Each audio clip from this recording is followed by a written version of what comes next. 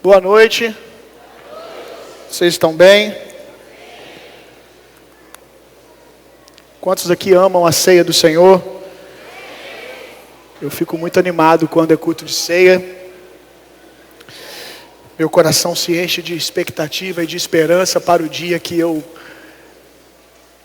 não cearei olhando apenas para os olhos de vocês, mas cearei olhando para os olhos do meu Jesus. Eu não vejo a hora desse dia, de poder olhar para o lado e ver que a mesa do Senhor me colocou na mesma mesa que Abraão está sentado, que Moisés está sentado, que Paulo está sentado nela. Certamente que eu vou olhar para trás e eu não vou pensar, eu me entreguei demais, eu dei muito. Eu tenho certeza que eu vou olhar e vou dizer, eu poderia ter feito mais. Eu poderia ter feito mais. Olha o que Jesus fez por mim. Olha aqui, lugar que Ele me colocou. Amar Jesus é muito bom, irmão. É libertador. Quantos estão aí com expectativas para nosso momento de hoje de Supersede? Por motivos óbvios, né? Eu deixei a oferta para o final. Porque hoje é um dia que tudo gira em torno de oferta. E nós não podemos ficar nos extremos. Ser generosos com o Senhor, e isso não refletir na vida daqueles que estão ao nosso redor, na vida da nossa família, na vida daqueles que nos cercam, como é o que você mais vê por aí. Pessoas que são muito devotas a Deus, mas o próximo não é alcançado através da devoção deles. Mas o outro extremo também é perigoso. E talvez a nossa igreja precise vigiar mais nesse lugar. Porque uma vez que o diabo não consegue impedir você de dar, ele vai fazer com que você dê e não dê mais de maneira espiritual, você não dê mais ao Senhor, você dê com aquele discurso, eu estou provendo na vida das pessoas, tudo que eu tenho, eu estou dando para os irmãos, e a igreja fica de lado, a igreja é negligenciada, o Senhor é negligenciado, então nós precisamos estar sempre no equilíbrio. O que nós estamos celebrando aqui é esse equilíbrio. Nós fazemos ao Senhor, e o que damos ao Senhor é repartido com os homens. Mas nós fazemos ao Senhor também a sua igreja, que precisa, a casa do tesouro, como diz o livro de Malaquias, que precisa ser mantida e suprida. Eu não quero que sejamos uma igreja que alguém quebrou o celular, a gente tira o nosso e dá. Mas quando nós chegamos aqui na hora de dizimar e na hora de ofertar, nós falamos assim, eu já dei o meu celular. Não. Porque tudo isso que você aprendeu, tudo que estamos vivendo está acontecendo através dessa casa. Então se essa casa não é mantida, se essa estrutura não existe, se a estrutura, eu não estou falando só a parte física, mas a estrutura de pessoas, de gestão, liderança, que são supridas pelas ofertas, pelos dízimos, certamente que esse lugar que você está desfrutando espiritual também não existiria. Até porque o que nós estamos construindo aqui não poderia ser feito apenas por mim. A gente só vive o que a gente vive hoje porque nós temos outros trabalhadores aqui que podem integralmente dedicar o seu tempo para a obra do Senhor, para que você seja alcançado e desfrute dessas coisas. Então, nós precisamos ser equilibrados. Então, no final do culto, nós também daremos uma oferta generosa ao Senhor. Amém? E a essa casa no sentido de estrutura, para mantermos e vermos esse lugar avançando ainda mais. Quando nós estamos no Supersede, é uma oportunidade de nós visitarmos o começo. Pessoal do som, pode abaixar um pouco para mim? Acredito que é o volume da igreja mesmo. Acho que eles vão me ouvir se vocês abaixarem um pouco, porque está batendo, está voltando, está me incomodando. Então, quando nós estamos em Supersede, nós temos a oportunidade de visitarmos o começo das coisas. E nisso, se perdermos, procurar o coração que tínhamos, simples e dependente de Deus, quando nós começamos com a igreja. Se não perdemos, glória a Deus. Então é um alerta para continuarmos guardando e andando nesse lugar. A primeira vez que eu preguei essa palavra aqui, foi há 5 anos atrás. A nossa igreja devia ter uns 80 membros mais ou menos. E naquele dia nós estávamos acabando de entrar no templo novo. Na verdade no nosso primeiro templo, porque até ali a gente congregava no hotel, no colégio, alugava só final de semana. E aí estávamos no nosso primeiro espaço, que era muito rústico. Para você ter ideia, era do lado do cemitério municipal, parede com o cemitério. Eu achava que a gente ia ficar ali até a ressurreição dos mortos, e a gente ia ver eles ressuscitando de camarote, primeiro que qualquer outra igreja, porque a gente estava ali, ó, parede com parede. Só tinha um banheiro, uma sauna.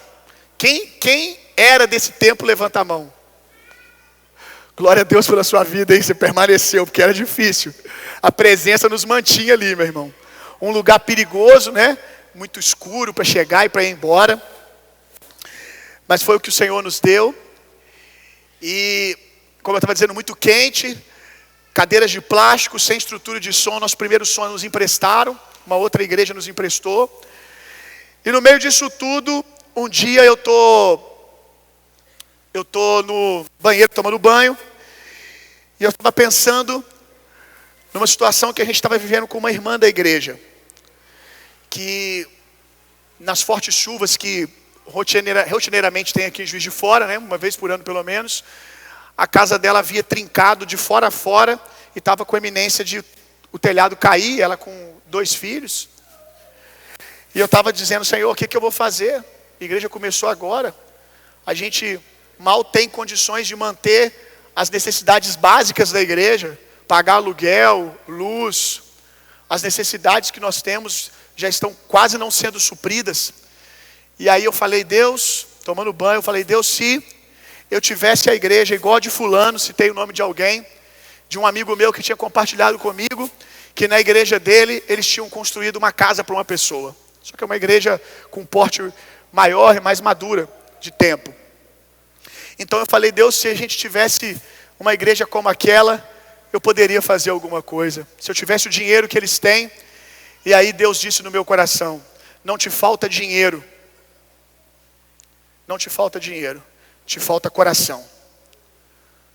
Porque se você tivesse o coração certo, o recurso acompanharia você. Ali eu já falei, pode parar de falar.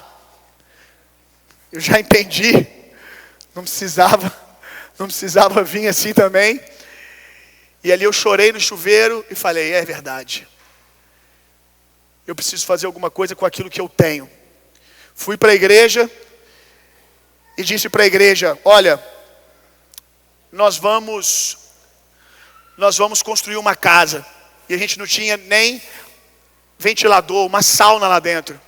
Eu disse, nós vamos construir uma casa para a irmã. Semana que vem eu vou lá com mais alguns irmãos e nós vamos derrubar a casa que está lá. Vamos pagar aluguel para ela ficar em outro lugar e nós vamos construir uma casa. Quanto que a gente tinha no caixa para fazer isso? 0. 0, 0, 0, 0. Deus é minha testemunha e os administradores da igreja sabem disso. Falei isso para a igreja e falei, agora vamos começar a levantar as ofertas. Esqueçam ventilador, esqueçam mudança, esqueçam som, esqueçam tudo agora. O nosso foco vai ser esse, porque o começo das coisas vão determinar onde nós vamos estar amanhã. Nós precisamos decidir agora que estamos começando o tipo de igreja que teremos quando tivermos 1000 pessoas. E aí hoje eu chego aqui e vejo irmãos que não tive ainda o privilégio de me assentar à mesa, conversar, a não ser aqui, pregando a palavra para eles. Famílias que eu conheço apenas de ver congregando e sendo fiel ao Senhor aqui todo domingo, mas não conheço nem o nome, não sei o nome. E eu olhei e eles com sacolinhas nas mãos. Pessoas que provavelmente ainda não frequentam uma mesa, ainda não estão infiltrados na profundidade da vida da igreja, talvez porque não podem ainda, ou simplesmente não aconteceu. Eu olhei e falei, vale a pena estabelecer cultura. Dessa vez a gente nem teve tempo para ficar aqui falando de supersídio, todos os cultos ensinando. O Espírito vai ensinando, a cultura vai sendo trabalhada nos corações, e quem vai chegando, vai entrando nesse lugar. E é isso que eu desejo, que nós, como igreja, encontremos de novo esse lugar, de uma devoção extrema ao Senhor. O dia que eu preguei essa palavra, a primeira vez, cultura de generosidade, que eu preguei esse tema para a igreja, eu terminei a palavra ofertando o meu primeiro carro. E eu não tinha outro carro. Eu lembro que quando eu estava preparando o esboço, Deus não falou comigo, deu o seu carro. E você vai aprender hoje que nem sempre oferta é fruto de Deus falar com você. Na maioria das vezes é você falando com Deus. É sobre o que você quer dizer para Deus. Às vezes é sobre o que você quer dizer para o seu coração, para você mesmo. E naquele dia eu disse, Senhor, de novo, eu quero viver essas coisas na minha igreja. Eu não quero ficar ensinando a partir daquilo que eu aprendi com grandes avivalistas, grandes homens de Deus, que as pessoas realmente eram extravagantes na hora de ofertar. E não ofertavam esperando ganhar algo em troca. Não que isso não aconteça. Não que Deus não recompense. Mas a expectativa do coração não é essa. E aí eu olhei e falei, eu quero viver essas coisas. Quero que a minha igreja desfrute disso. E aí naquele dia eu disse, Senhor, eu vou dar um testemunho.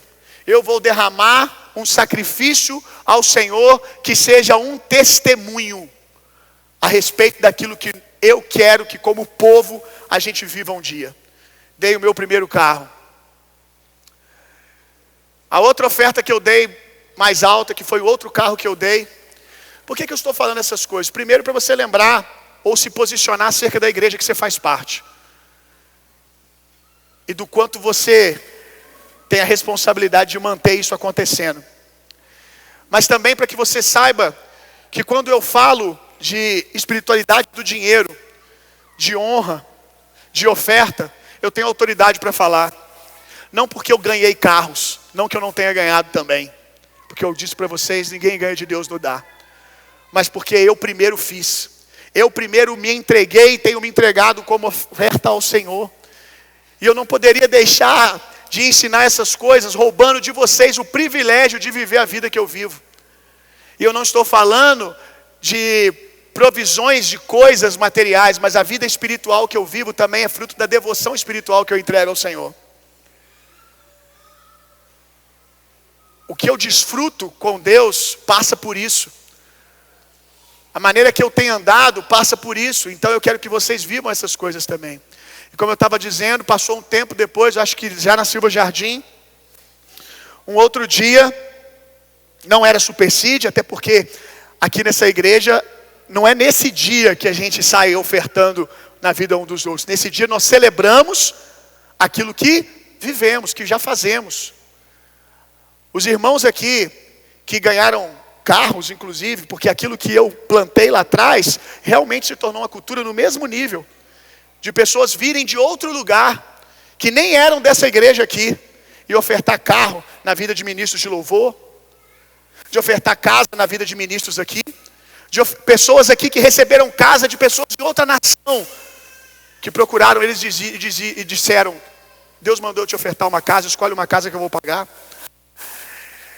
Então, eu estava num dia, lá na Silva Jardim, e Deus falou comigo que iria me colocar em um nível de prosperidade financeira, de recurso, para que eu pudesse fazer a obra dele, extravagante, muito forte mesmo, grande.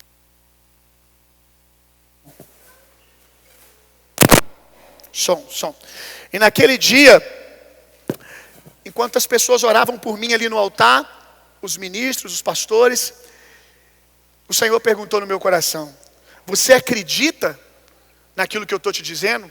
Que eu vou fazer isso? Que eu vou fazer isso na sua vida? que não vai faltar recurso para que você faça as coisas que eu estou te pedindo.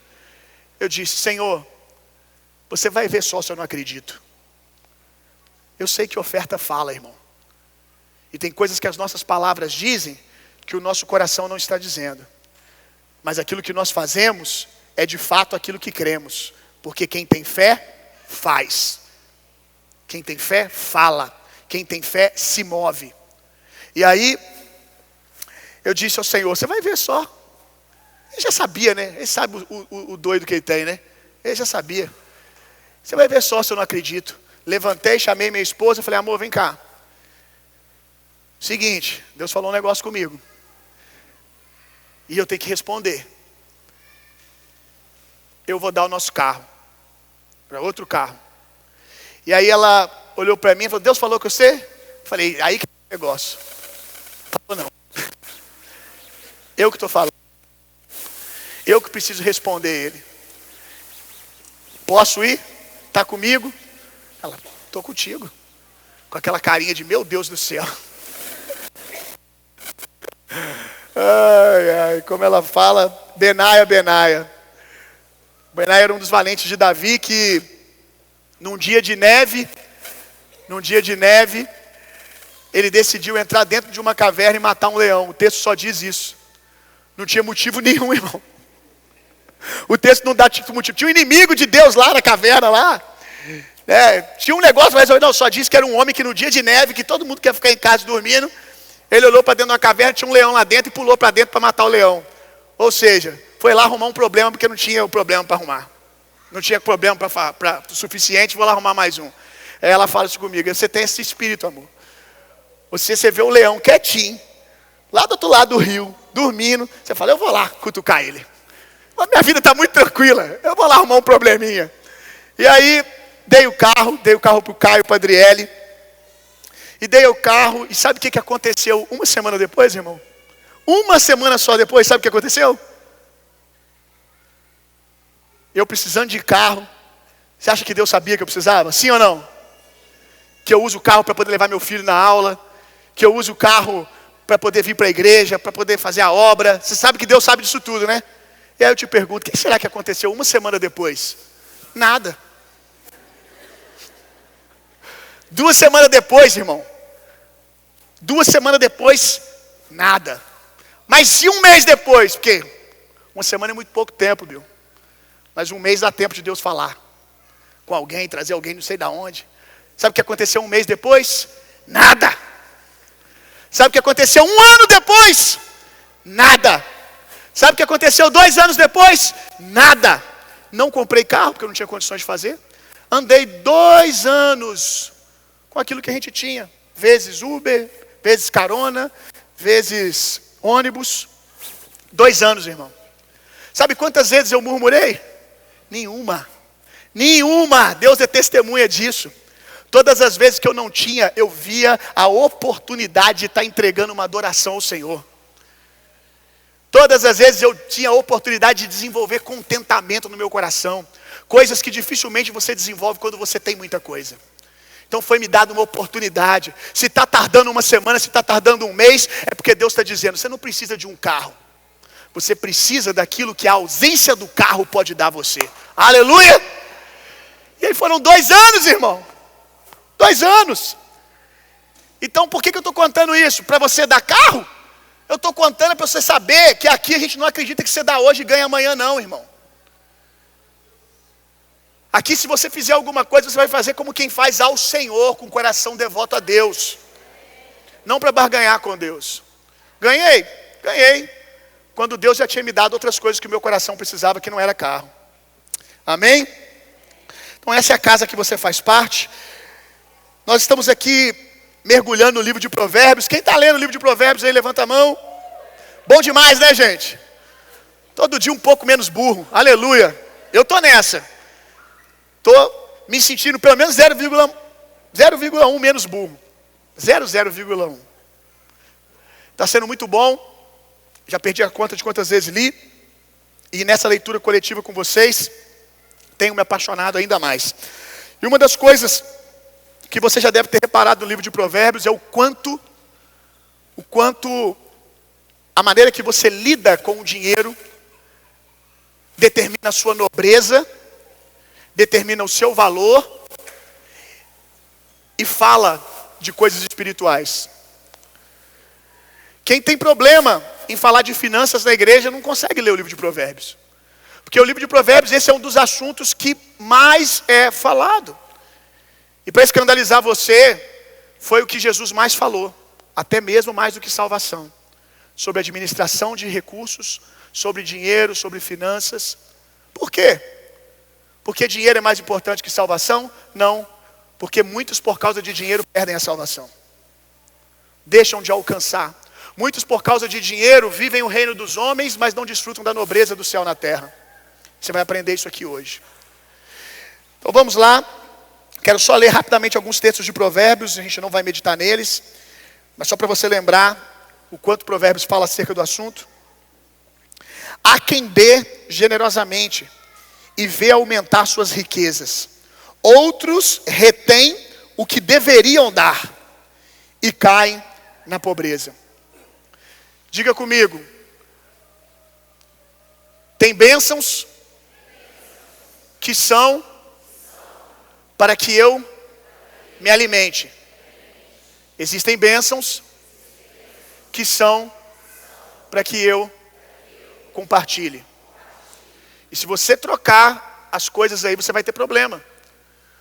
Porque Deus dá pão ao semeador, Deus dá pão a quem tem fome e semente ao semeador.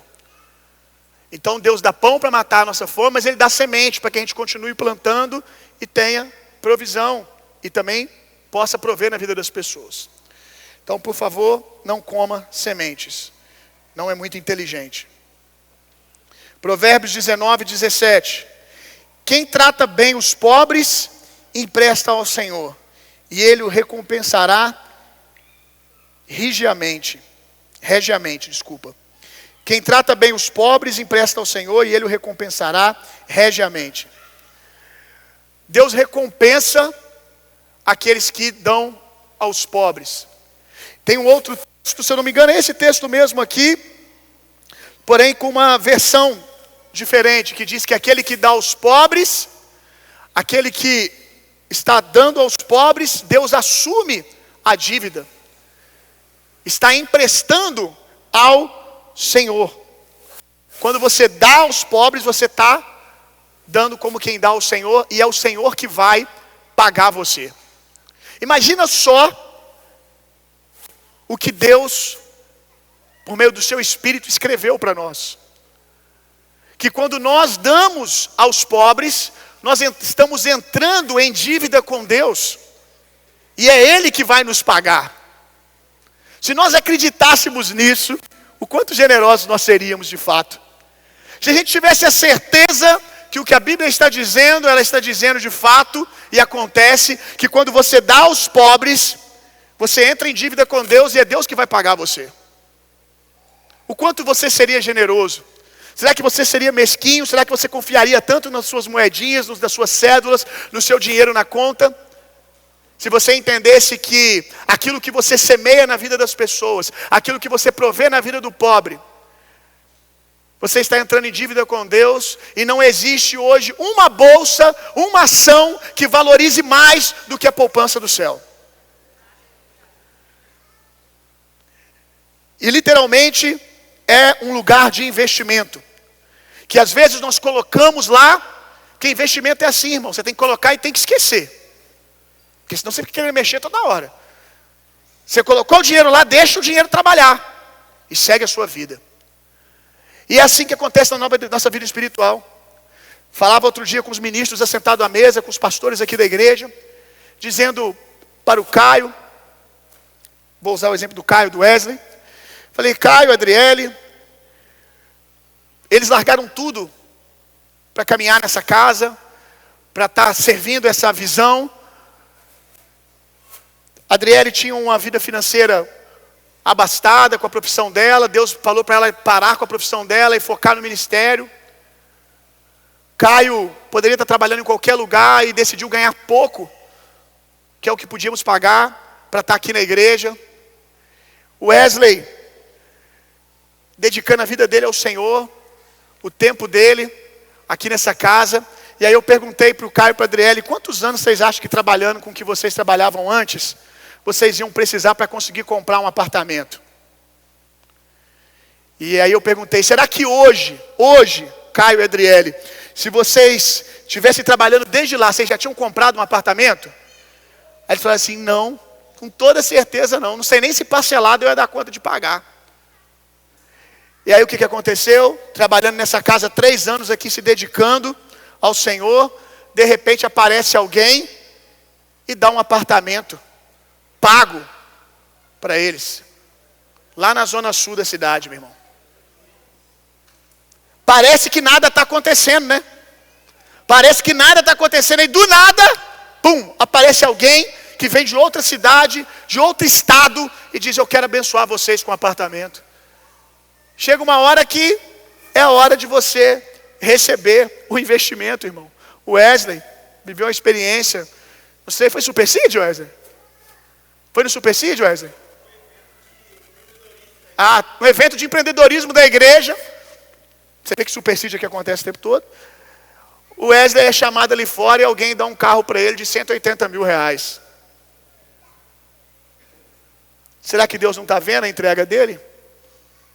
E aí eu te falo, meu irmão, e aquilo que eu acho que eu deveria receber, que eu não recebo, eu estou doido para ver o que eu vou receber das mãos do meu Senhor naquele dia.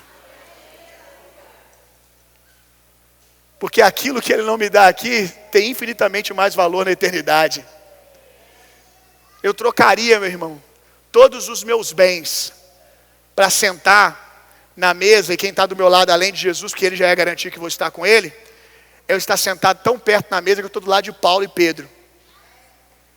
Eu quero alcançar uma ressurreição superior, irmão. Todos vão ressuscitar, aqueles que creem em Jesus Cristo. Mas Paulo fala de ressurreição superior. Alguns que receberão galardões diferentes. Então os meus olhos também devem estar na eternidade. Então vamos lá. Eu não tinha que estar pregando esse tanto que eu estou pregando aqui, só citando os versículos. Meu Deus do céu.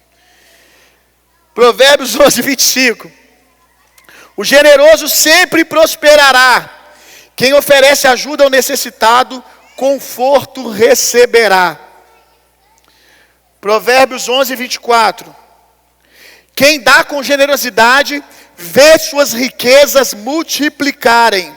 Outros preferem reter o que deveriam ofertar e caem na pobreza. Não vou falar nada, não vou comentar nada. Lucas capítulo 16, verso 11. Eu tenho pouco tempo, vamos lá. Lucas 16, verso 11. Vou falar agora sobre a espiritualidade do dinheiro.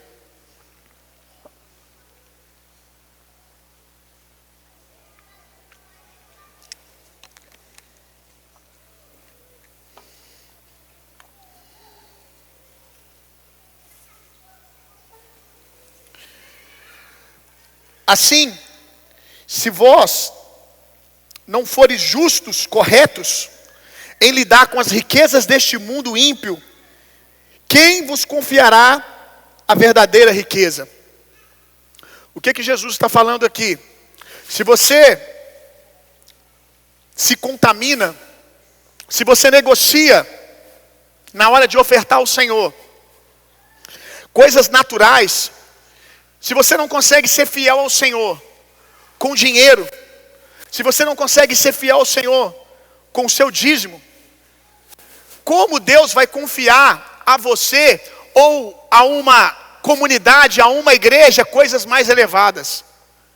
Se você tiver um olhar um pouco espiritual junto comigo aqui, você vai ver que esse texto, ele não está falando de dinheiro, ele está falando de algo mais alto. Ele está falando de avivamento, meu irmão. Ele está falando, se nós queremos administrar o reino de Deus na terra, se nós queremos administrar coisas mais elevadas, se nós queremos administrar coisas mais importantes, nós precisamos primeiro ser aprovado nas coisas pequenas, nas coisas naturais. Como uma igreja que quer governar para o reino de Deus, a favor de uma cidade, como que uma igreja que diz que quer transformar uma nação, não consegue ser fiel financeiramente nem com 10%. Você acha que cola para Deus esse discurso de Deus, a minha vida inteira a dou a ti, nas nossas canções, e Ele olha para você e você não consegue dar nem 10%, filho. Você não consegue ser fiel nem todo mês. Você não consegue ainda ser um ofertante generoso. Você não consegue andar por fé, você não consegue de vez em quando entrar numa aventura de ofertar algo na vida de alguém mesmo sem ter sobrando, dividindo o seu pão. Como que você quer que eu confie em você coisas grandes e sobrenaturais, se você não consegue administrar coisas naturais? O dízimo, a oferta, é um lugar onde nosso coração é pesado, onde nosso coração é testado. Se de fato o que nós cantamos, ou o que nós choramos e falamos ao Senhor, é verdade. Porque coração e bolso estão sempre no mesmo lugar, e quem diz isso é a Bíblia, não sou eu. Aonde está o seu coração, está o seu tesouro. Você pode cantar aqui 1000 canções que o seu tesouro é Jesus.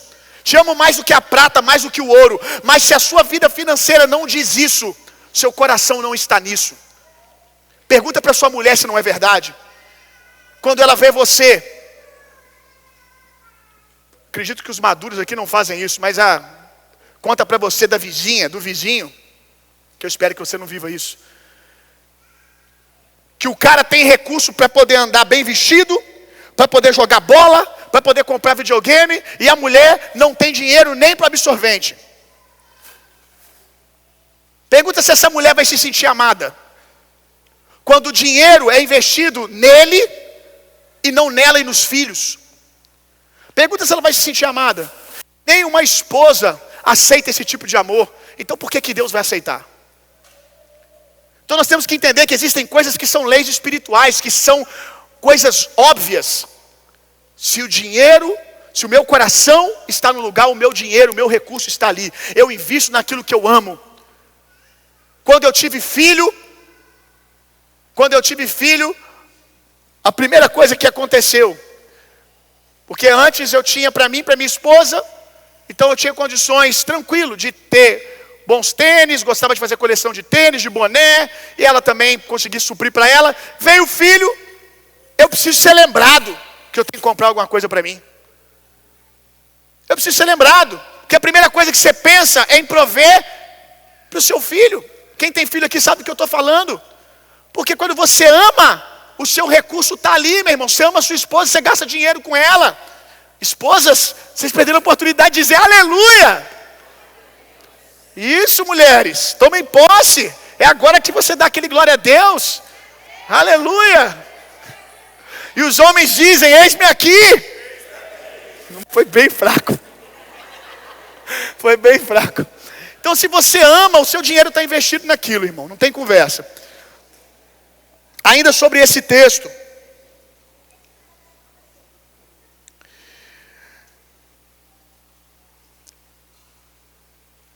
a maioria das pessoas, ainda meditando aqui, a maioria das pessoas que dizem ter problema com prosperidade, gente, fala assim, a igreja está falando de prosperidade, não gosta desse negócio.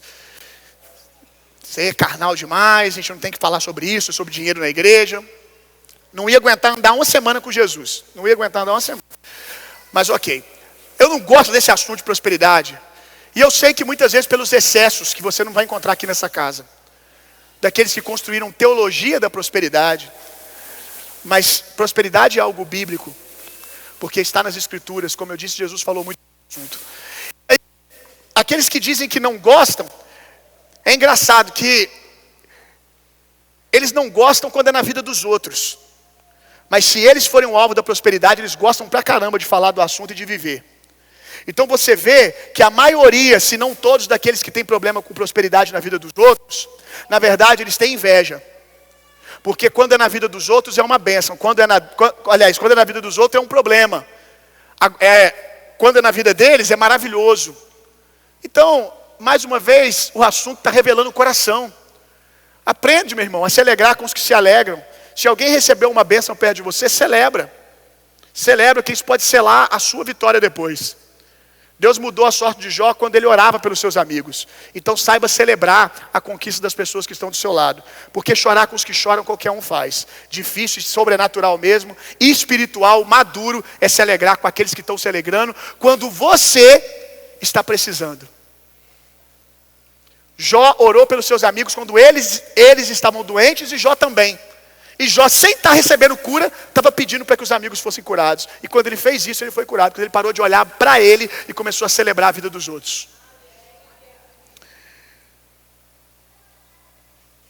Êxodo capítulo 32, verso 1 ao 4.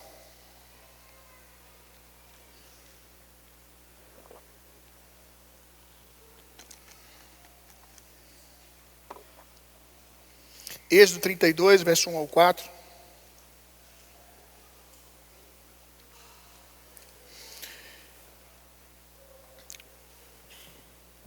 Quando Deus tirou o povo hebreu do Egito,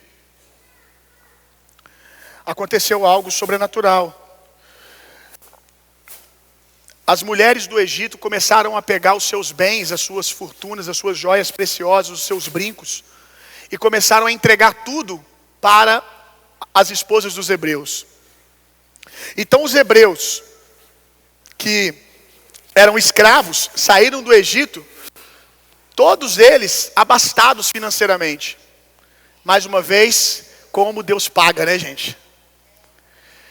E aí eles saem cheios de recursos, cheios de provisão, de ouro, de prata, de pedras preciosas. E aí nós chegamos aqui, nesse texto tão conhecido por quase todos vocês.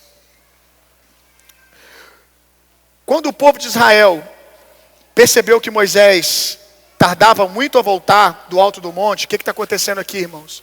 Moisés subiu para falar com Deus, iria receber os mandamentos de Deus. E aí o povo ficou lá embaixo, junto com Arão. Quando o povo de Israel percebeu que Moisés tardava muito a voltar do alto do monte, juntou-se ao redor de Arão e exigiu-lhe: vamos, faze-nos deuses que vão à nossa frente, porque a esse Moisés, a esse homem que nos fez subir da terra do Egito, não sabemos o que lhe aconteceu. Preste atenção aqui. Quando falta presença, a gente começa a inventar deuses para nós construirmos. Quando falta numa comunidade a presença, a gente começa a dizer: a gente precisa de mais estrutura, a gente precisa de mais isso, de mais aquilo. Não que essas coisas não tenham a sua importância, principalmente para o não crente. Mas me incomoda muito quando crentes começam a colocar essas coisas e por vezes pressionar a liderança para que traga uma solução para eles. A presença, a manifestação de Deus está demorando demais.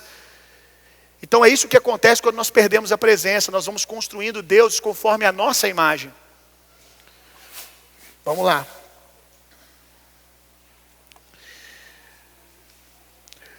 Vamos fazer-nos deuses que vão à nossa frente. Porque a esse Moisés, a esse homem que nos fez subir da terra do Egito, não sabemos o que lhe aconteceu. Arão consentiu e orientou. Isso é o problema de um líder que preza demais pelo conselho e pela opinião dos homens antes da opinião de Deus.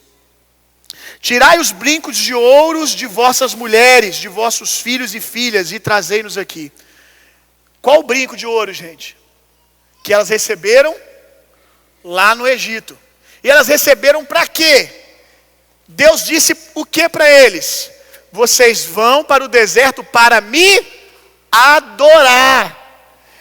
E o que vai acontecer? O que estava na mente de Deus, meu irmão, quando Deus transferiu riquezas para eles?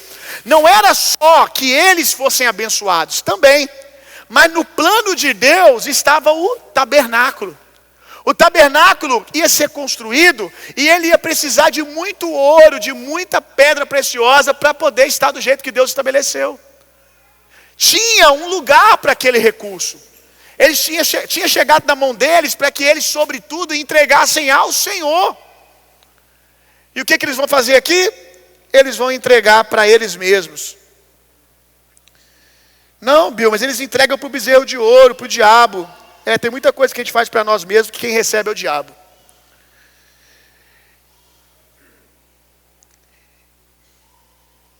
Este, recebendo das suas mãos, os fez fundir em um molde e fabricou com esse ouro derretido uma estátua em forma de bezerro. Então o povo exclamou: olha isso aqui, esta é a figura dos nossos deuses, ó Israel, que vos tiraram da terra do Egito. Qual que é a figura? A figura é um bezerro. Bezerro é símbolo de quê? De força. Eles estão dizendo, essa é a nossa segurança, essa é a nossa força. Foi esse bezerro aí que nos trouxe lá do Egito, que nos livrou. Nós não construímos bezerros de ouro, gente, mas nós por vezes nos tornamos esse bezerro de ouro, quando nós falamos que a nossa força e a nossa segurança é o seu trabalho, que a sua força e a sua segurança é a sua inteligência. Esse é o poder, inclusive, do dízimo, de pregar para você mesmo, para o mundo espiritual, mas principalmente para você mesmo, para os seus filhos, para a sua família, que você não confia em carros e em cavalos, que você confia no Senhor, porque tem que ter confiança no Senhor, principalmente no mês que as contas não estão fechando, mas você diz, a minha confiança está no Senhor, o que é do Senhor, e ponto final, porque Ele é a minha força. Depois de um mês onde você tem muitas conquistas, porque tem os dois extremos, de quem se perde na falta e quem se perde na provisão. Depois de um tempo de muitas conquistas, se esquece do Senhor. Diferente de Abraão, que depois de ter uma grande vitória, dizima na vida de Melquisedeque, que era uma tipificação de Cristo, dizendo, quem venceu essa guerra contra os 5 reinos, eu com 318 homens contra 5 reinos, era impossível. Quem venceu essa guerra foi o Senhor através de mim, então eu dou o dízimo de tudo ao Senhor, me lembrando da minha aliança. Tem muita gente que quando começa a receber de Deus, começa a fazer cálculo, porque de fato, você é mais provado, irmão, porque ofertar 100 de 1.000 é uma coisa, mas agora dizimar 100 de 1.000 é uma coisa, agora dizimar 1 milhão, dizimar 10.000, não é mais uma notinha na sua mão, é um paçoco de dinheiro, meu irmão. E aí você começa, você que não pensava 2 vezes na hora de pegar o seu 100 e colocar lá, agora você ganhou 10.000 e vai dar 1.000 todo mês. Não, mas 1.000 todo mês, isso aqui paga o salário de 2 pessoas. O que os pastores vão fazer com esse dinheiro aqui? Antes o dinheiro era de Deus, agora você quer dar conta do que se faz com ele. Aí tem 5.000. Você está ofertando, dizimando 5.000 que você está ganhando. Aí você vai pegar 5.000. Ah, não sei não, hein? Você está revelando o teu coração, meu irmão. Você não está revelando o coração de líder nenhum aqui não. Você está revelando o teu coração. O teu coração, que não consegue ser fiel ao Senhor agora que Ele está provendo. Então muitos se perdem na provisão. Então o dízimo e a gente geralmente vai prosperando, né? Crescendo na vida, gradativamente. Isso é a beleza, porque aí gradativamente também a gente vai guardando o nosso coração. E se eu não me tornar um rico ou um milionário, que você continue sendo um santo, meu irmão. Porque é isso que de fato que importa. Porque muitos deixaram de ser, tornando-se milionários. Quero falar para vocês de 4 verdades espirituais sobre generosidade. Quem gosta de anotar, corre aí, anota as 4 que eu vou falar agora. E depois vou vir meditando em cada uma.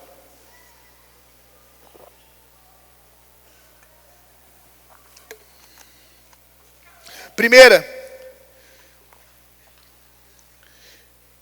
permaneça com o coração puro e simples. Segunda, não aceite enriquecer à custa do empobrecimento do reino.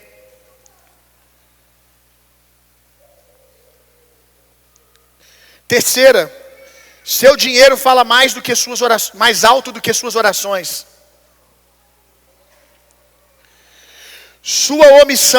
Quarta, sua omissão fortalece os inimigos de Deus.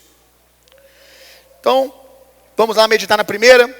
Lembrando que a primeira é, permaneça com o coração puro e simples. João 6,9. Passagem linda que vocês conhecem. Aqui está um rapaz com 5 pães de cevada e 2 peixinhos. Mas o que é isso para tanta gente? O que está acontecendo aqui? A multidão está ali. Uma multidão ouvindo Jesus pregar, e Jesus diz, olha, vamos aí, gente, com os discípulos, alimentar esse povo, tem muitas horas que eles estão aqui me ouvindo, vamos alimentá-los. E aí os discípulos começam a perguntar para Jesus como. E eles vão até dizer, não há mesmo que a gente tivesse recurso, não há uma padaria agora que a gente consiga achar alimento suficiente para essas 5.000 pessoas que estão aqui. E aí, enquanto os discípulos estão discutindo o que eles não têm, se levanta um jovenzinho. Alguém diz, tem um jovenzinho ali que está disposto a dar o que ele tem. Ele tem 5 pães e 2 peixinhos. Está aqui um rapaz com 5 pães de cevada e 2 peixinhos. Aí o próprio discípulo vai dizer, mas o que é isto para tanta gente? E muitas vezes, quando nós vamos crescendo na caminhada, a gente começa a criar essas desculpas no nosso coração para não responder. Quando a gente está no início da caminhada, Deus não precisa nem acabar a frase, irmão. A gente já está entregando. Depois é que a gente começa a complicar as coisas. Alguns, quando vão crescendo, vão perdendo a simplicidade e a pureza do coração. E o desafio do crescimento espiritual é crescermos diante dos homens em maturidade, mas permanecermos puros e simples como criança diante de Deus.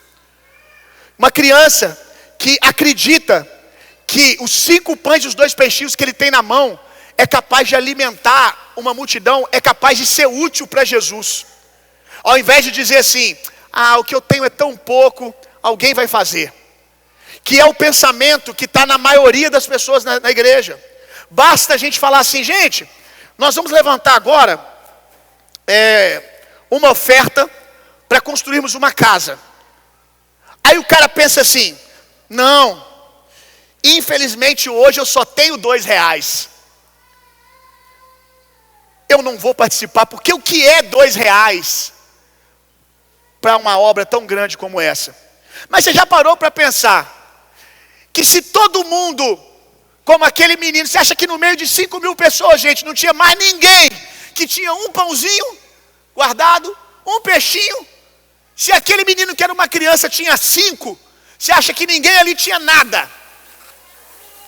Se todo mundo tivesse pegado e tirado do seu, se todo mundo tivesse se levantado, eu não tenho muito não, mas eu tenho um pão e eu vou partir ele no meio se for preciso, está aqui. O outro diz, eu tenho 2 pães, um é meu e o outro pode colocar aí no bolão aí. Você acha que Jesus ia precisar fazer um milagre da multiplicação dos pães? De repente começar a aparecer pão e peixe no cesto? De fato, o milagre maior não aconteceu. Porque eu vou dizer para você, meu irmão, Jesus acha mais fácil, preste atenção no que eu vou te dizer, Jesus acha mais fácil pão multiplicar dentro de um cesto do que as pessoas voluntariamente compartilhar aquilo que elas têm, trazerem o seu e multiplicar na comunidade. Eu te provo que ele acha mais fácil, porque ele preferiu, quando precisou pagar imposto, falar para Pedro buscar um dinheiro dentro da boca do peixe, do que Pedro enfiar a mão no bolso dele que ia aparecer dinheiro lá. Quando Pedro diz que tinha que pagar imposto, Jesus fala, vai lá e pesca um peixe. O peixe que você pescar vai ter dinheiro dentro. E é isso que acontece. Que coisa sobrenatural. Milhões de peixes, aparece um peixe, quando abre, tem dinheiro dentro.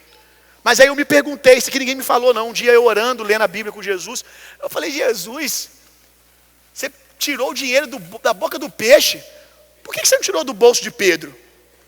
Aí ele falou assim, porque é mais fácil tirar da boca do peixe do que tirar de alguns de vocês.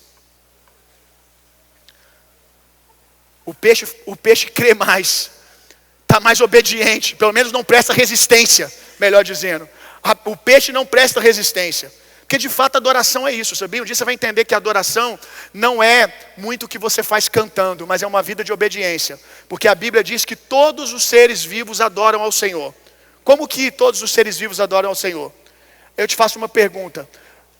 Quando Deus criou a vaquinha, Deus disse para o que para a vaca? Vá aí, se multiplique. E no caso da vaca, você vai ser uma provisão de leite. 2 perguntas, existe vaca até hoje? Vaca dá leite até hoje? Então vaca está obedecendo a Deus até hoje. É assim que elas adoram a Deus. Então a adoração sobretudo é obediência. Amém? Então, se esse jovenzinho aqui desse a desculpa de que o que ele tinha era pouco, o milagre deixaria de acontecer como aconteceu. Pare de dizer que você não pode participar do que Deus está fazendo. Eu vou dizer a mesma coisa que Deus disse para mim naquele dia. Não nos falta provisão, nos falta coração. Deus não, eu pelo menos aqui não levanto oferta aqui. Gente, eu preciso aí ofertas agora só de R$1.000. Menos do que isso, não queremos não. Não, a gente não faz isso aqui. Então vai levantar uma oferta, você pode participar com aquilo que você tem, meu irmão. Você pode contribuir com seus 5 pães e 2 peixinhos. E o que pode fazer os 5 pães e 2 peixinhos de todo mundo junto? Se a gente não tiver desculpa, tiver um coração puro para acreditar que o pouco que eu tenho nas mãos de Deus pode ser multiplicado. Ah, mas se os outros não fizerem, não interessa, você fez, aí Deus faz o milagre. Deus faz o milagre dentro do cesto mesmo.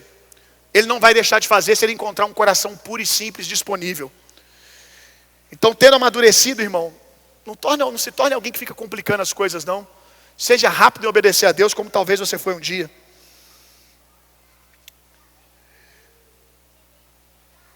Quem guarde aí no seu coração ou anote. Quem despreza a semente, despreza a colheita.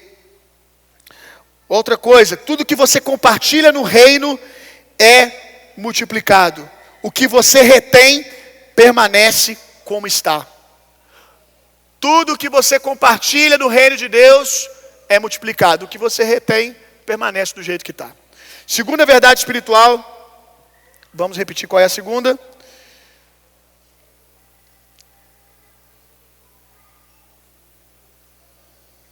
Não aceite enriquecer a custa do empobrecimento do reino. 1 Crônicas, capítulo 17, verso 1 e 2.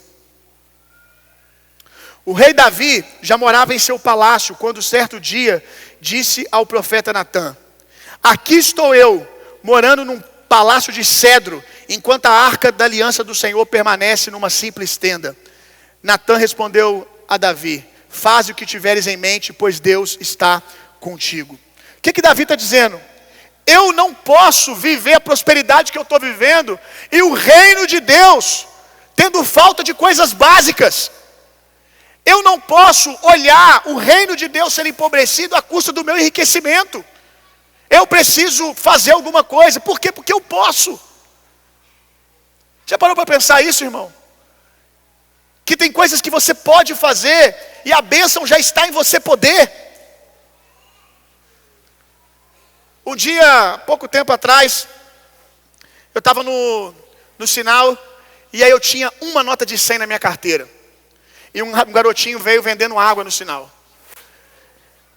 E aí eu olhei para ele, falei, é hoje. Peguei a nota de 100, dei para ele, era a única que eu tinha. Falei, hoje eu estou precisando, Jesus. Não é ele que está precisando, não, eu que estou precisando. Peguei a nota de 100, dei para ele, ai meu Deus, ele ficou doido, como é que eu vou trocar R$100, né? Aí ele começou a fazer assim, peraí moço, peraí que é do sinal, né? Peraí que eu vou trocar, vou dar um jeito. Falei, não. Hoje Jesus mandou eu passar aqui e te dar esse dinheiro para você. Pum, ele já encheu o olho d'água, ele, meu Deus. Ô moço, que isso moço? Falei, pega esse dinheiro, seja sábio na hora de usar. Falei, procura uma igreja e dizima, ok? Sabe o que é dizimar? Ele? Falei, procura uma igreja, dá o seu dízimo e o resto seja sábio para você usar. Por que você fez? Porque eu posso fazer. Por mais que soe para alguns arrogante que eu estou dizendo, é uma verdade. Porque eu posso. Então quer dizer que eu sou abençoado já. Não é sobre o que eu vou receber, é sobre o que eu pude fazer. Se eu pude fazer, é porque Deus está me abençoando. Aleluia! Então, quando eu vejo a oportunidade, eu faço, primeiramente porque eu posso, irmão. Por vezes eu vou fazer por fé, sem poder, aí é outro tipo de oferta. Se eu posso fazer, aquele que pode fazer o bem e não faz, está pecando. Pecando, a Bíblia diz isso, aquele que pode fazer o bem e não faz, está pecando. Ah, mas o outro tem que fazer, não tem a ver com o outro, tem a ver com o que você pode fazer. Faça o que você pode, meu irmão, porque você é abençoado. Aleluia, vamos lá. Viva sempre, ainda dentro desse texto que a gente está lendo sobre Davi. Viva sempre um nível abaixo do que você poderia viver por causa da sua generosidade e devoção a Deus. Sempre um nível abaixo. Se você já podia ser um milionário, desfrutar da vida de um milionário, viva como um rico. Não viva como um milionário. Oferte muito então, para que outros possam sair da pobreza, para que outros sejam abastecidos, para que outros sejam supridos, que a casa de Deus seja suprida e não falte nada para a pregação do Evangelho. Viva sempre um nível abaixo. Isso vai proteger o seu coração e, sobretudo, vai fazer você um José de Arimateia, um trabalhador do reino de Deus através dos seus recursos. Vamos lá para o próximo. Sua oferta sempre está dizendo alguma coisa. Deus ouve o que você dá. Malaquias capítulo 1, verso 8. Não sei se você percebeu o que eu disse. Deus ouve o que você dá.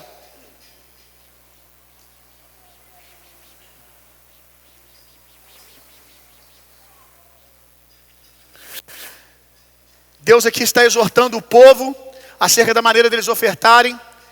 E Ele vai dizer: quando vocês oferecem sacrifício, em sacrifício um animal cego, isso não é errado. E quando ofereceis animais aleijados ou doentes, isso também não é errado. Ora, vai e apresenta-te ao vosso governador humano. Será que ele ficará feliz com tal presente? Ele terá satisfação em lhe atendê-lo? Questiona o eterno Todo-Poderoso. É o que eu estava dizendo antes. Se a gente não faz isso nem com os homens, por que nós vamos entregar ao Senhor o que sobra, irmão? Por que nós vamos entregar ao Senhor? Hoje nós não entregamos mais animais, até porque você não trabalha, a maioria de vocês nem trabalha no campo.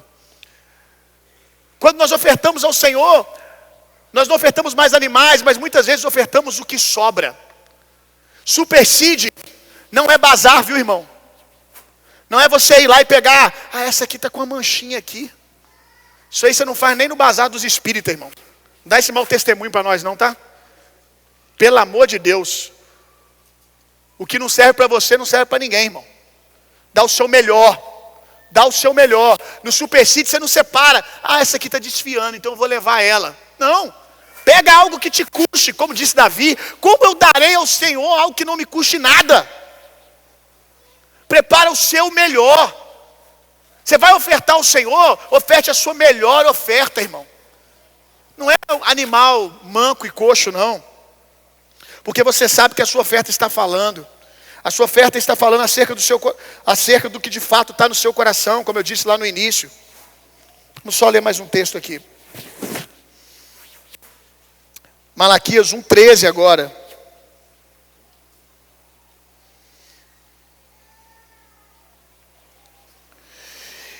E vocês ainda murmuram, que canseira, e zombeis do cerimonial, acusa o Senhor dos Exércitos. Quando vocês zombam de mim? Quando vocês trazem uma oferta de animais roubados, aleijados e doentes, e ofereceis isto em sacrifício. Imagina mesmo que eu deveria aceitar essa oferta das suas mãos? Questiona o Senhor.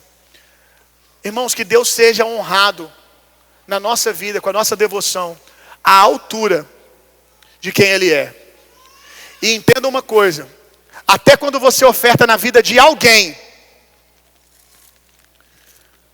essa pessoa está sendo só o entregador, mas você está dando primeiramente ao Senhor. É adoração ao Senhor. Quando você pega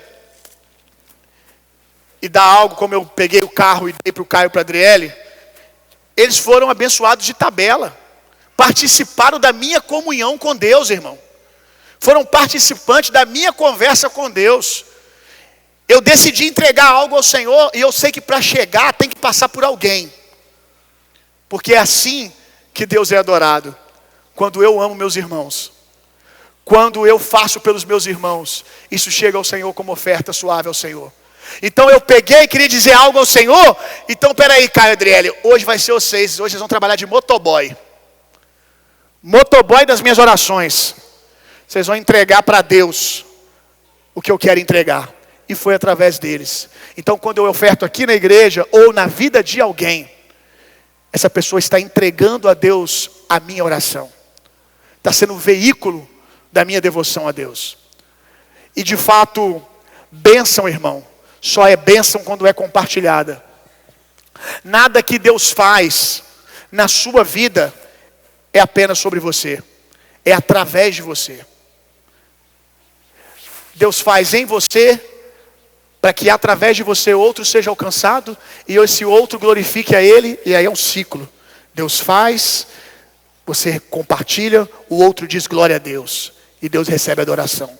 Você recebe, alguém abençoou você, que veio desse ciclo também, você recebe, você compartilha. Compartilha como?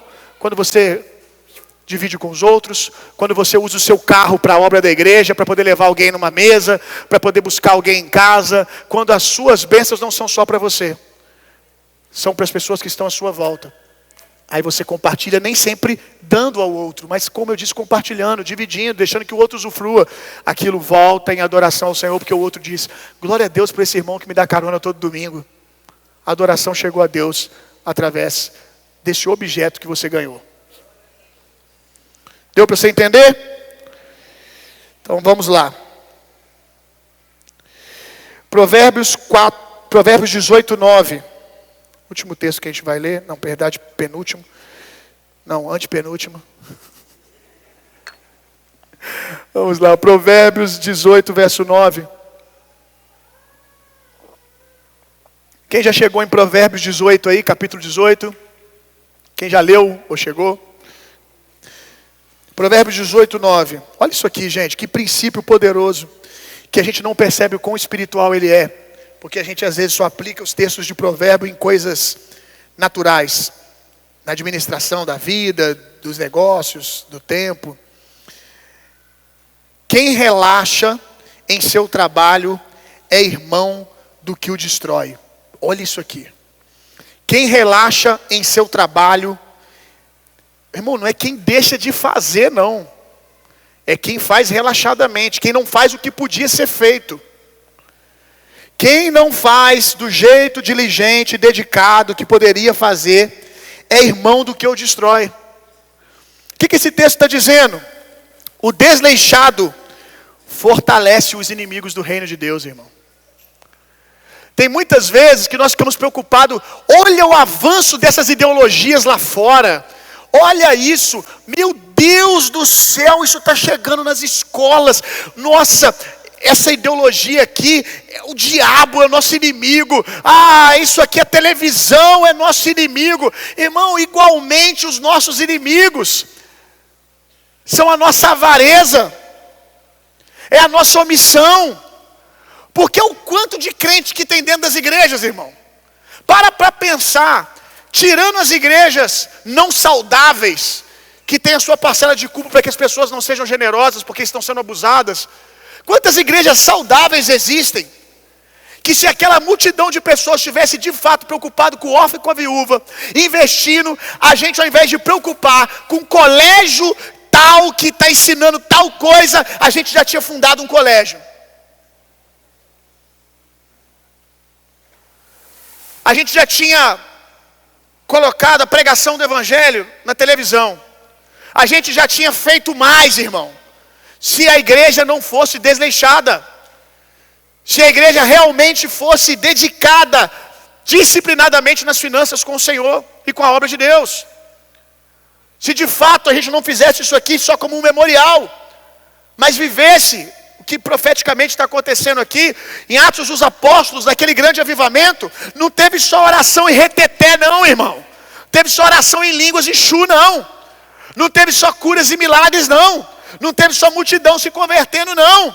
As pessoas pegavam seus bens e compartilhavam, para que outros pudessem ser abençoados. Isso também, na verdade, isso é avivamento. Então tem muita coisa que nós já poderíamos fazer em Juiz de Fora, que não fazemos, porque a gente ainda está discutindo aqui como é que vai pagar salário de pastor. E olha que nenhum deles recebe nada aqui extravagante. Ainda não chegaram nem no que a Bíblia manda. Que a Bíblia diz que aquele que preside bem, que lidera bem, merece dobrados honorários. Tem que receber bem mesmo. Quer saber o porquê? Passa um mês na minha pele que você vai saber. Precisa trocar comigo não, troca com outro pastor aí. Se você sobreviver no lugar deles, aí eu te deixo você trabalhar um mês como pastor sênior aqui da igreja, vamos ver se você sobrevive. Aí você vai entender por que deveria ser dobrados honorários. Faz igual os líderes de acampamento, né, Daniel?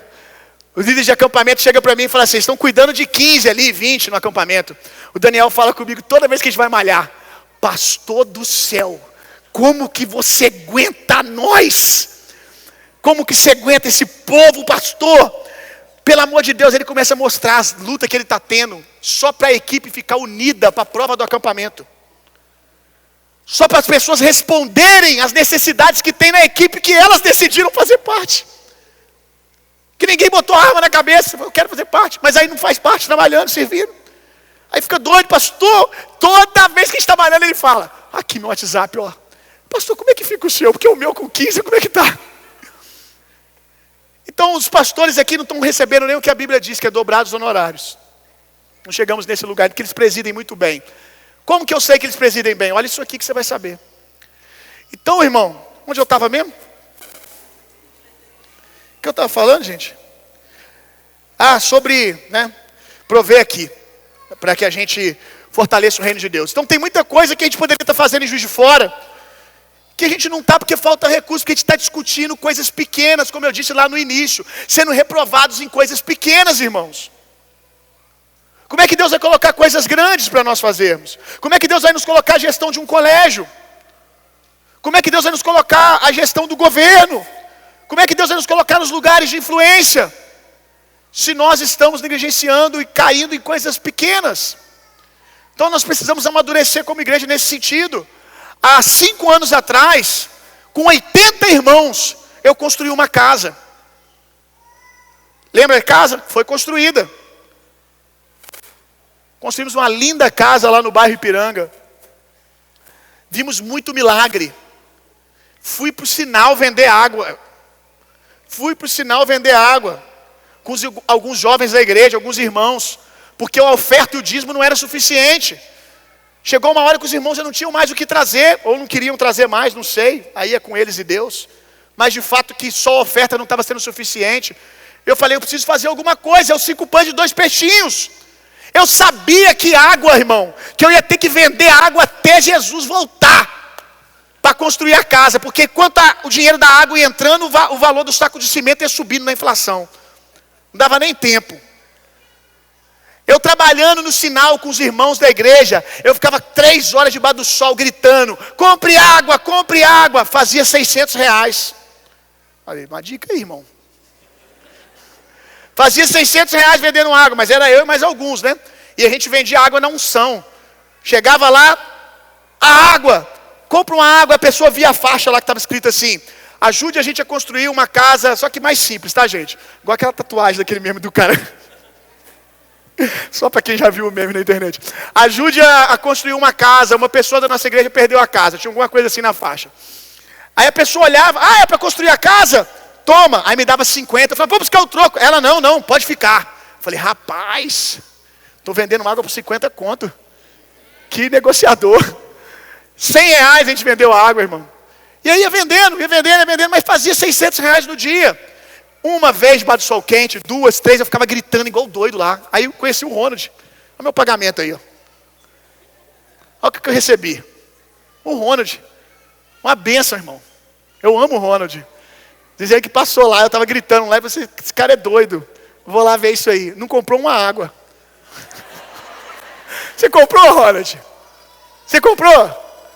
Não comprou, Ronald, misericórdia. Você não falou que comprou, você não comprou, misericórdia. Mas tá aí, tá dando a vida dele para a igreja, aleluia. A água ele não deu não, mas tá aqui dando a vida dele. Aí, irmãos, nessa de vender água, o que aconteceu? Isso chegou até o ouvido de um empresário, que eu não sei, até aquele momento sabia nem quem era. Um amigo meu, empresário, contou para ele num churrasco o que eu estava fazendo e mostrou as minhas fotos na rua vendendo água com a faixinha lá.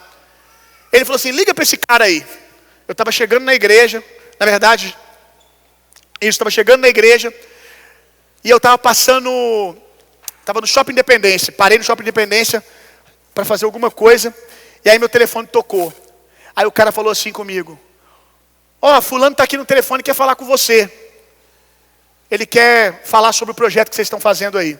da casa. Aí pegou o telefone e o cara falou assim: tô tentando ofertar aqui na vaquinha, acho que era 8 mil reais ou 10 mil reais. Só que eu estou tentando ofertar aqui, mas tem um limite. É até 5. Manda para mim o Pix. Manda para mim o Pix que eu vou fazer uma oferta. Irmão, fiquei numa alegria. Falei, meu Deus, a Natália vai lembrar. Eu lembro que eu estava no estacionamento do Independência, não, da Havan. No estacionamento da Havan, dizendo para ela: amor, eu só tinha dinheiro, meu irmão, para comprar um fogão que eu estava prometendo para a Natália, ó. Eu falei assim: amor, amanhã, se eu não botar dinheiro lá, a obra vai parar. E se a obra parar, o cara que está trabalhando vai embora, vai arrumar outro lugar para trabalhar.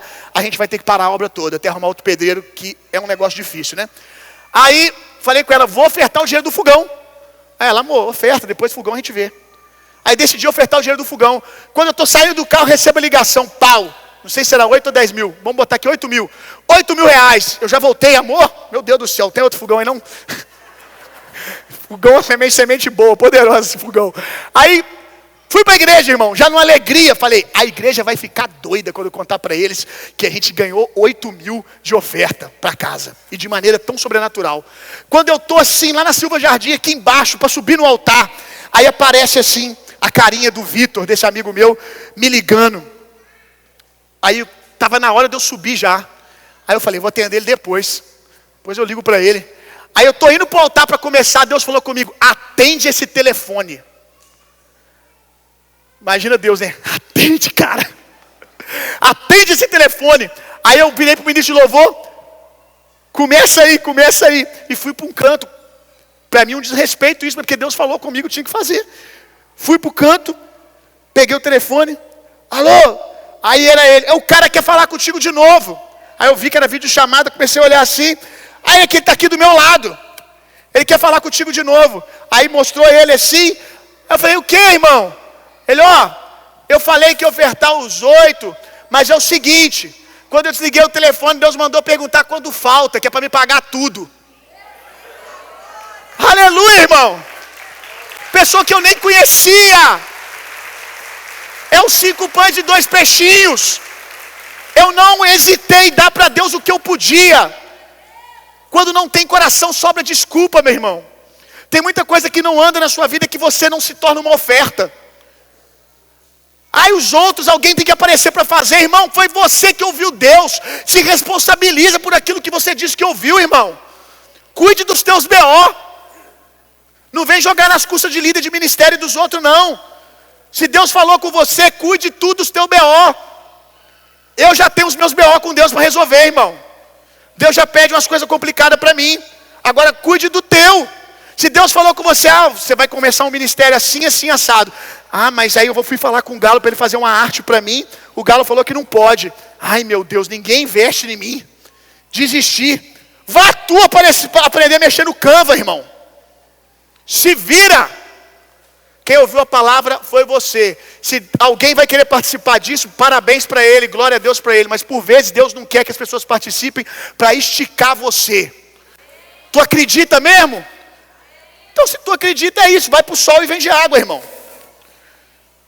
Até que você faça, o resto é conversa. Aleluia. Apocalipse capítulo 3, verso 15 e 16.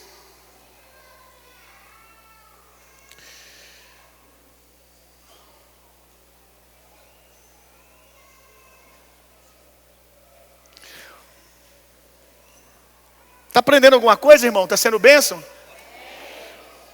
Deve estar sendo, porque vocês não estão levantando para ir embora. Então, ou está sendo bênção, ou você está com vergonha de levantar num assunto desse e sair fora. Espero que esteja sendo bênção. Apocalipse 13, verso 15 e 16. Olha o que o Senhor Jesus fala acerca dessa igreja.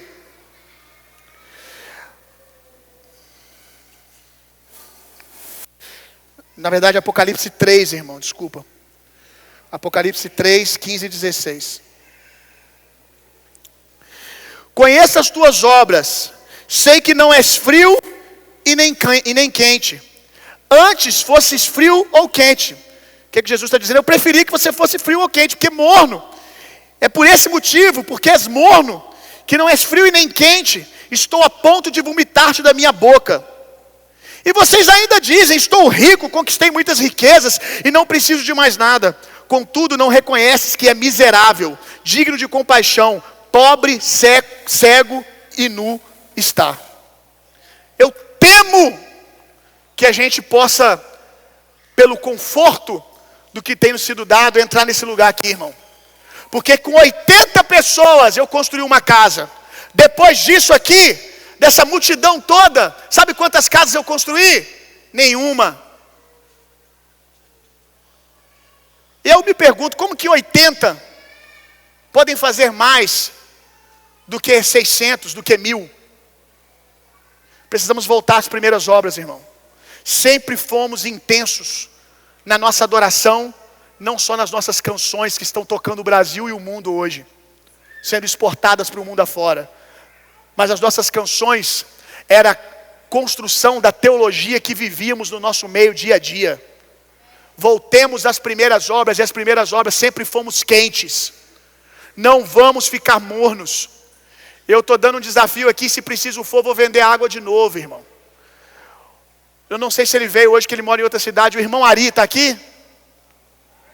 O Ari está aí? Ari, fica de pé aí, fazendo um favor.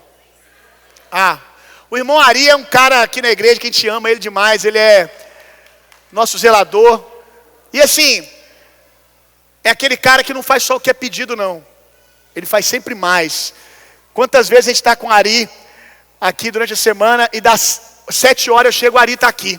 Eu falo, Ari do céu, por que tu não foi para casa? Aí ele fala, não, estou ajudando o pessoal aqui. Aí eu falo, não, Ari, seu horário de expediente é até 5, pode ir embora. Aí ele diz para mim, mas eu sou irmão aqui da igreja também. Ou seja, agora eu não estou aqui como funcionário, não, eu estou aqui como irmão em Cristo. Tem final de semana, ele trabalha a semana toda aqui, meu irmão, e dá trabalho essa igreja. Tinha que ter uns 3 Ari aqui, fácil, para dar conta dessa estrutura toda. Trabalha a semana toda, chega final de semana, o Ari está aqui virando cimento com os irmãos. É um cara com um coração muito generoso e ama muito essa casa. E uma coisa difícil por aí, pessoas que trabalhem na vida da igreja no dia a dia, que sejam pessoas de valores, crentes, que sabem se comportar, que não fica com conversinha fiada. O Ari, meu irmão, coitado de quem chegar para ele conversar fiado aqui no corredor da igreja. Que tem gente que vira assim, um leão, né, quando a igreja está vazia. Vem aqui durante a semana, quer procurar alguém para ficar conversando fiado, falando fofoca. Se chegar no Ari, meu irmão, vai se lascar. Porque é um defensor da visão dessa casa. E aí Deus colocou no coração, não meu, mas primeiro no dos pastores, eles trouxeram isso. Bill, a gente tem que fazer de novo. O Ari já tem uma casa lá em Matias, mas está com o netinho lá e está precisando reformar a casa. Nós vamos investir um dinheiro lá, Arizão. Nós vamos botar a tropa para ir lá reformar aquela casa sua lá. E nós vamos deixar ela top. Vai ficar chique, meu irmão. Pelo menos a melhor da rua, se nós não botar ela mais top de Matias. Nós vamos dar essa oferta como igreja. Como é que está nosso caixa hoje? Nunca teve tão difícil como ele está agora. Então é o melhor momento para fazer. Ou a gente faz um ponto de virada aqui, ou a gente vira qualquer tipo de igreja que tem por aí. Isso não vai acontecer. Essa semana, a Vânia estava me falando como que a gente ia pagar cartão da igreja e salário dos pastores. A oferta que eu prometi aos pastores de dar a eles de final de ano, porque eles não ganham o 13º, deveriam, mas não consegui ainda. Nós não conseguimos. E como eu disse aos voluntários, é uma vergonha que não é só eu que tenho que sentir não, irmão. Todos aqui deveriam sentir isso. Eu não consegui dar nem a oferta deles ainda. Mas o recurso há de chegar e eu vou dar essa oferta deles. E eles é doido, né? Sabendo que eu não consegui dar nem a oferta deles, eles estão dando sugestão para a gente construir casa. A ideia foi de vocês, BO nosso. E a gente vai lá. E não vai só enviar dinheiro não. O pastor Eric está aí, o Eric está aqui. Vem aqui na frente. Se você trabalha na área de construção e quer ajudar, pode procurar o pastor Eric. Eu sou pedreiro, pintor, parte de elétrica, porcelanato. Bill, vou ganhar quanto? Nem a passagem para tu ir, irmão. Porque eu também não vou. Eu vou com o meu bolso, tu vai com o teu. Procura o Eric.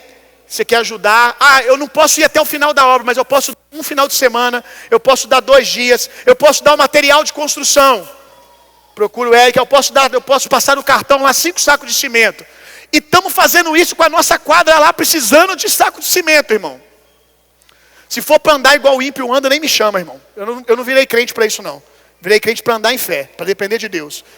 Então, procura o Eric para ver o que você pode ajudar aí. Qualquer coisa, procurar o Eric, que ele está na frente aí desse BO aí. Aleluia. Malaquias capítulo 3, verso 12.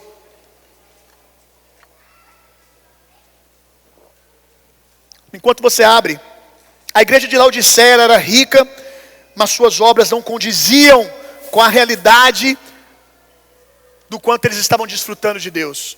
Eles eram ricos, mas pobres espiritualmente, porque o enriquecimento deles estava custando o empobrecimento do reino de Deus.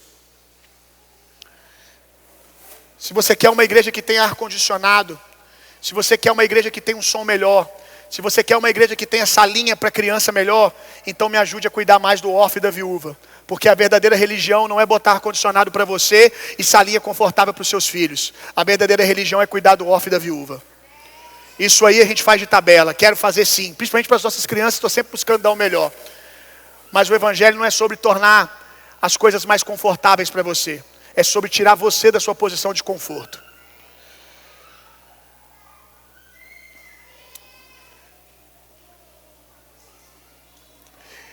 Conclusão, para a gente orar e ofertar ao Senhor e viver supersídio na vida um dos outros.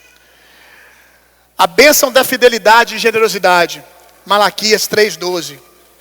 Então, todas as nações nos chamarão de felizes, porque a terra de vocês será maravilhosa, diz o Senhor dos Exércitos. Eu quero que você coloque de pé no seu lugar, nós vamos declarar isso aqui junto.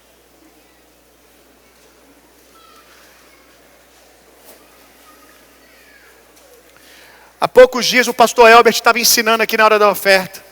Não, Elbert ou Rodriguelli, não sei, um dos dois. Ou o pastor Elbert ou o pastor Rodriguelli. Que quando Deus pede para você dar, não é porque Deus precisa, mas é porque você precisa de dar. Porque Deus, sendo quem Ele é, alguém que dá, alguém que presenteia, e sabe a alegria que é viver essa vida, Ele quer que você desfrute da mesma alegria. Porque Deus sabe que existe uma alegria que é liberada no seu coração, quando você abençoa, quando você dá. E a Bíblia diz que a alegria é remédio para os ossos. Por isso que tem muita gente com uma vida cheia de riqueza e doente emocionalmente. Porque a saúde que eles precisam não está na quantidade de bens que eles têm, mas a doença está na quantidade que eles retêm e não compartilham. Porque se eles dessem, se fossem talvez mais generosos, iriam experimentar alegria e propósito de vida. Porque eu sinceramente vivo me perguntando, para que o dinheiro serve? Para que o dinheiro serve, irmão? Se não for para mudar a vida das pessoas, para abençoar, para ser útil para alguém. Diga comigo. Então, todas as nações nos chamarão felizes, porque a terra, a nossa terra, será maravilhosa, diz o Senhor dos Exércitos. Aleluia. Aleluia. Nós tomamos posse disso, Senhor. Nós tomamos posse disso. Nós tomamos posse disso, Senhor. Então todas as nações olharão para aquilo que Deus está fazendo aqui em Juiz de Fora. Todas as nações olharão para aquilo que Deus está fazendo nessa casa. E vão querer vir para cá, para experimentar a nossa felicidade que vem do vinho do Espírito, do derramado do Espírito, da alegria do Senhor. As nações da terra vão olhar para a nossa terra e vão dizer: que terra maravilhosa! E nós cremos que o olhar das nações, dos outros estados sobre Juiz de Fora vai mudar, por causa de uma igreja santa, que cumpre o seu papel e sara a terra em nome de Jesus. Ajuda-nos, Senhor. Ajuda-nos com o Teu Espírito.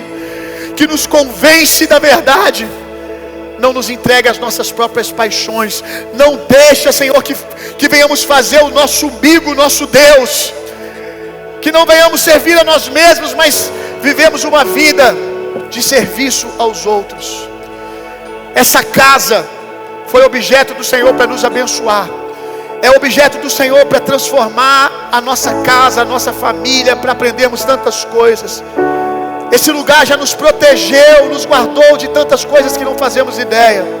Nós te louvamos por essa ferramenta do Senhor, chamada igreja. E que no nome de Jesus haja fidelidade no nosso coração com essa casa, com a sua obra, não só aqui, mas nas nações. Nas nações.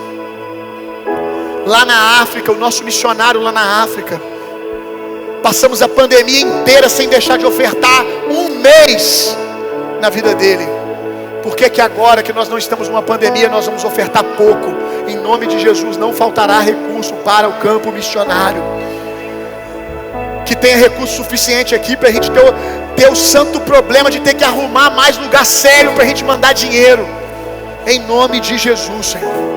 Em nome de Jesus. Eu não oro apenas na expectativa de um milagre, que alguém venha e dê uma grande oferta, mas que cada um se torne uma oferta ao Senhor. Que cada um coloque os seus 5 pães e 2 peixinhos. Que cada um faça da sua vida uma adoração ao Senhor, uma entrega ao Senhor. Em nome de Jesus.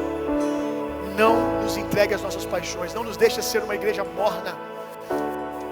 Nos dá o teu fogo, Jesus. O fogo do teu Espírito que nos dá amor e paixão por aquilo que queima no seu coração.